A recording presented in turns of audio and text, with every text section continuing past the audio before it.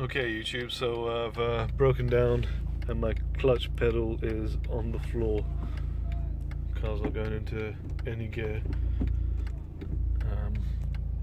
Yep. Well, I couldn't have picked a worse place to break down because I'm right at the traffic lights at a busy junction and there's a big queue forming behind me. Luckily, after about half an hour, a couple of good Samaritans have helped push me onto a safer cycle lane.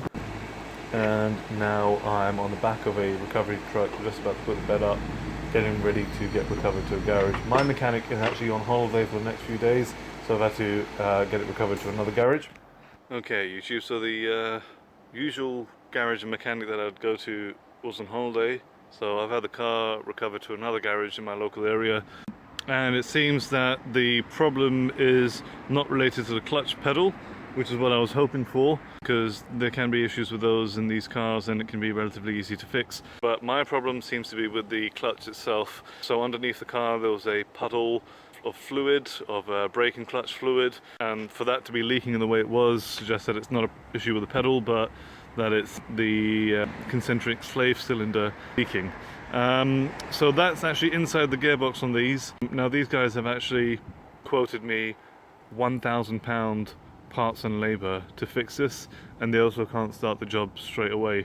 But luckily my mechanic is back tomorrow, so I'm going to tow the car from here to another garage and we'll see what he says about this when he gets back.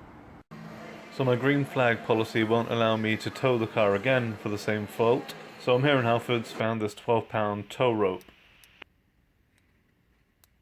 There's these nice heavy duty hooks on both sides, and it's 3.5 meters long. Here I am getting towed by the Octavia. Right, so I'm here at MS Tyres. This is where we've had the car recovered to. This is in Cold Harbour Lane, Hayes, West London. Now this guy's looked after me for a very long time. He's a really fantastic mechanic, and actually it's around the back of the street that you can get to drive your car to his workshop. So he's back from holiday tomorrow and we'll see what he says. Okay, so I'm back in my Cupra R with a new clutch. The car is driving and everything is fine. So that's the result. Hey Rahimo, no need to cry. Sorry about Raheem in the back, he's just a little bit upset. So like I said, I went to a garage that I don't usually use. They asked me for £1,000 parts and labour. My heart sank.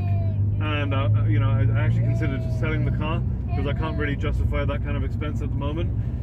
But luckily I got it towed back to my usual garage, and when my mechanic got back from holiday, he basically put in a new clutch kit.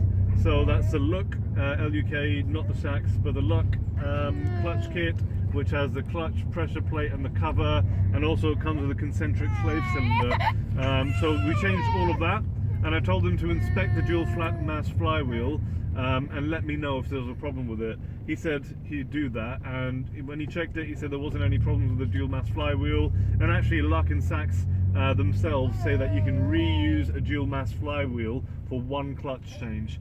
And that's actually without any resurfacing and stuff. I know some people do that to flywheels. So I'm really, really pleased with this because it cost me £400 parts and labour, and I've got a brand new clutch in here.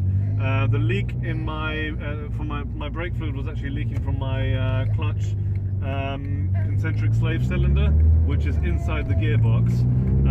So obviously all that had to come down and we changed the clutch at the same time because that was quite worn down as it was. £400 parts and labour, really good job. New clutch feels brilliant. As soon as I lift my foot off the clutch, the car lurches forward, whereas before it used to have a bit of a higher biting point. Now I'm just driving really steadily. There's a lot of people who say you don't need to bed in a new clutch.